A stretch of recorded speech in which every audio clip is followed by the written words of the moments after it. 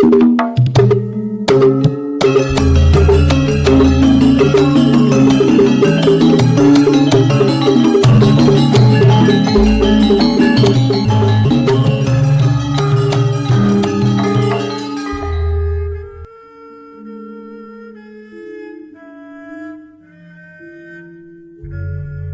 Ibu, para kadang kinasih, simbah-simbah lan adik-adik, para rama, suster, bruder berkah dalem Gusti. Sugeng rawuh wonten ing PDSK channel menika. Kados pundi kabar panjenengan? Mugi-mugi bagas kasarasan kesehatan kawilujengan tansah mengko kula panjenengan sami anggenipun nglampahi gesang ing dinten menika. Lan mugi-mugi lumantar panglimbang basa Jawi waosan Injil kula panjenengan sansaya saged gayuh iman kapitadosan ingkang leres lan mantep. Langkung-langkung anggenipun kula panjenengan sansaya pitados ing Gusti Allah ingkang sampun nitahaken bumi langit, Allah yang putra ingkang sampun asung panebusan tumraping sedaya dosa-dosaning donya, lan Allah yang Roh Suci ingkang tansah njagi ngrawat ngayomi kula panjenengan sami jejering murid-murid dalem Gusti. Selamat berhari Minggu. Dinten menika kula panjenengan mlebet ing Minggu Limrah ingkang kaping 11 lan sesarengan pasaman suci sawegung kula panjenengan ngriyayakake riyaya yang Triniji Suci, Hari Raya Allah Tritunggal yang Maha Kudus.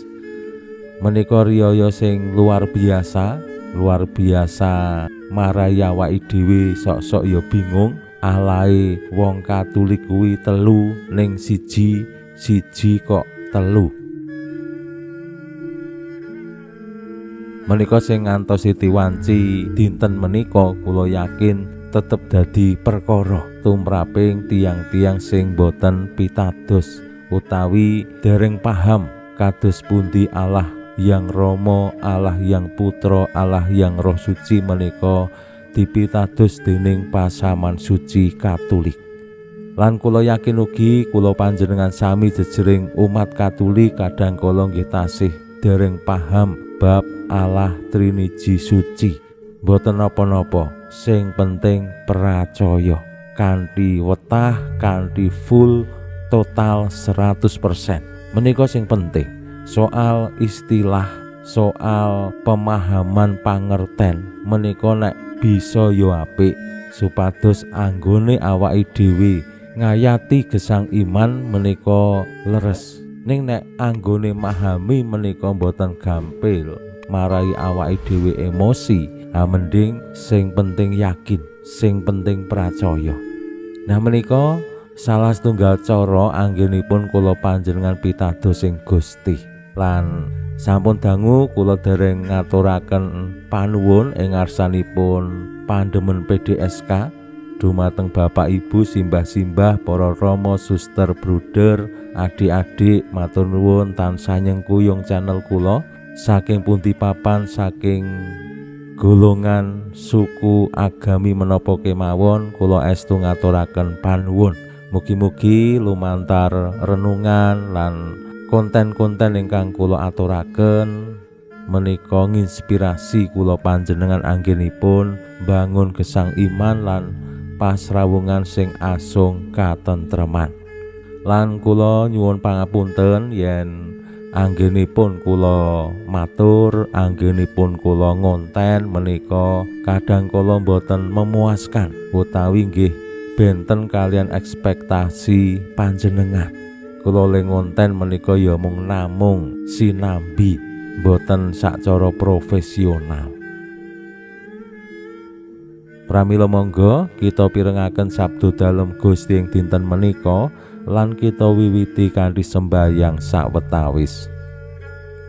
Konjo ing asma dalem Yang Rama saha Yang Putra tuwinjang Roh Suci. Amin.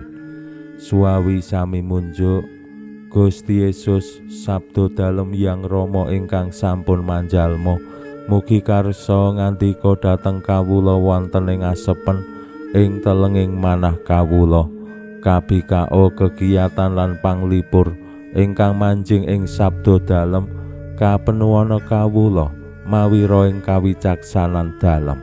Mugi-mugi srana anggen kawula maos lan mirengaken sabda dalem, kawula sansaya nunggil ing sampeyan dalem. Amin. Waosan Injil kapetik saking Injil Yohanes bab 16 ayat 12 ngantos dumugi gangsal welas.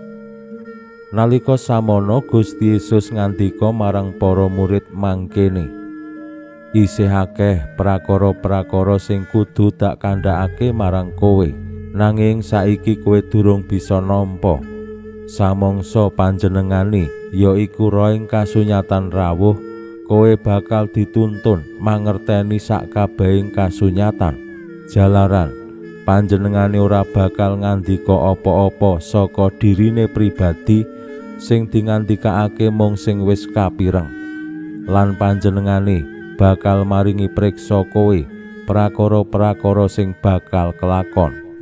Panjenengane ngluhurake aku, jalaran panjenengane bakal ngandikaake prakara-prakara kang tinampi saka aku. Kagungane ramaku ya duwekku, mula aku kandha panjenengane bakal ngandikaake marang kowe apa kang tinampi saka aku. Makaten sabda dalem Gusti. Suawi sami munjuk. Gusti, kawula munjuk sembah nuwun karana sabda dalem. Sabda dalem dadosa obor ingkang madhangi margining gesang kawula. Katuntuna kawula sageta sabda dalem menika numusi manah ngantos tansah ngrembaka kangge nggayuh gesang ing swarga. Amin. Bapak Ibu para kadang kinasih simbah-simbah lan adik-adik ing riyaya Allah yang Triniji suci menika, kula panjenengan mirengake waosan Injil saking Injil Yohanes. Konteksipun menika Gusti Yesus ingkang yasa bojana pungkasan, lan ing mriku Gusti Yesus paring pangandika dumateng para murid dalem menggaing maneka wani prakara sing pranyata saat bojana wekasan menika para murid dereng siap anggenipun nampi prakara-prakara samudayanipun. Mila Gusti Yesus bakal ngutus roh ing kasunyatan ingkang ing sakmangkih asung pitulungan dumateng para murid anggenipun mangerteni maneka warni prakara sing bakal kalampah. Ing waosan Injil kala wau wonten sebutan sing jenenge roh ing kasunyatan. Lajeng Gusti Yesus ngendika ramaku lan wonten Gusti Yesus piyambak. Yen kula panjenengan bayang-bayangake sabda dalem Gusti menika nggambarake bilih wonten Allah ingkang kasebut Yang Rama, wonten roh kasunyatan injih menika Yang Roh Suci sing bakal asung pitulungan, lan Gusti Yesus Allah ingkang manjalma dados manungsa. Wonten Allah cacah 3. Yen kula panjenengan bayangake sakcara kamanungsan nggih, sakcara alam pikirane awake dhewe. Pasaman suci menika estu pitados bilih Allah menika namung satunggal. Allah menika esa. Lan wonten ing sejarah keselamatan pasujaraning iman manungsa, Allah dipun tampi dening manungsa ing panyawang iman Katolik. Wonten Allah Yang Rama ingkang nitahake bumi langit saisine ngantos nuntun bangsa Israel dumugi ing tanah prajanjian, lajeng ngutus para nabi-nabi supados menapa nuntun bangsa Israel netepi menapa ingkang dados dawuh-dawuhing Allah. Nanging pranyata dosa ya tetep wae ngumbara ana ing donya. Wong tetep tumindak dosa, mbok Allah tansah paring kawilujengan, tansah paring tuntunan, tansah paring paukuman. Merga saking ndableke manungsa, lajeng Allah manjalma. Allah anggenipun rawuh ing donya boten lumantar tandha-tandha alam kados Nabi Musa lumantar grumbul sing murup, utawi Abraham lumantar geni sing nyamber pisungsung, utawi sanes-sanesipun para nabi lumantar impen, ning Allah rawuh piyambak ngrasuk kamanungsan. Injih menika kanthi wujud Gusti Yesus. Menika Allah sing sami kalian Allah ingkang nitahake bumi langit saisine, sing nuntun bangsa Israel ngantos dumugi tanah prajanjian. Mung carane le rawuh, le ditampa dening donya menika srana kamanungsan, urip srawung bareng karo umat manungsa. Lan lumantar Injil kula panjenengan mangertos Gusti Yesus Allah ingkang manjalma dados Sang Putra menika ngantos seda lajeng wungu mulya mikrat malih menyang swarga. Tujuane napa wonten ing alam donya asung panebusan, asung kawilujengan sakwutuhe, sarta asung tulodo carane urip dadi manungsa sing dikersakake Allah. Manungsa sing ideal nggih Gusti Yesus. Rikala Gusti Yesus mikrat dhateng swarga, Gusti Yesus lajeng ngutus sing sinebut Allah yang Roh Suci, Roh ing kasunyatan, Roh ing tetulung.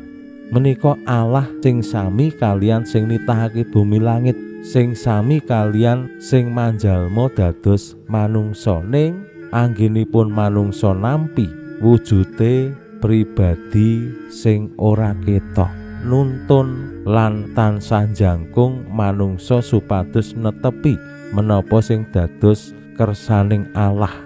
Mila Allah yang Roh Suci, Allah sing ora ketok nuntun marang kasucian. Pinuji Allah sakmenika sarta ing salami-laminipun. Salam sehat, salam bahagia, salam katentreman. Lan mugi-mugi lumantar panglimbang dinten menika kula panjenengan tansah jinangkung ing berkah dalem Gusti ingkang Maha Kuwasa, Hyang Rama saha Hyang Putra tuwin Hyang Roh Suci. Amin.